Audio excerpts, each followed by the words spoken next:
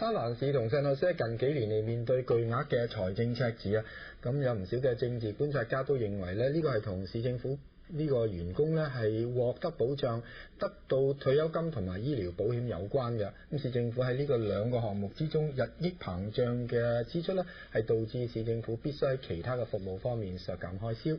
三藩市公設律師何大器就喺11月嘅選舉中提出嘅 B 提案，將會修改市府憲章，需要市府員工支付部分退休金同埋醫療保險費用。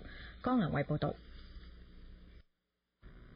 三藩市目前嘅市府憲章保障市府必須為員工支付大部分嘅退休金同醫療保險，服務超過5年嘅員工更加獲得終身免費嘅醫療保險。目前大約有一半嘅市府員工唔需要支付任何嘅退休金供款。市府每年喺員工嘅退休金同醫療保險支出接近10億元，佔咗預算中嘅1/6。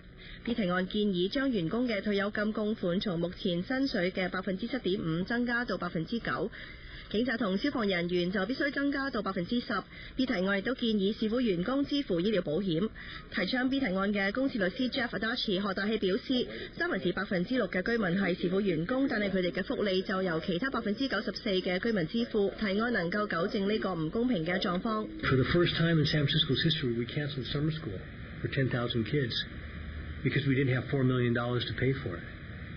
And at the same time, we spent 100 times that on retiree pensions. 但呢項提案就遭到唔少政客反對。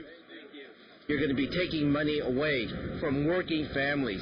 And at the end of the day, it is our working families and our children that are going to be hurt by this particular measure. There are 20,000 individuals in San Francisco that are going to see their health care cut dramatically if this measure passes.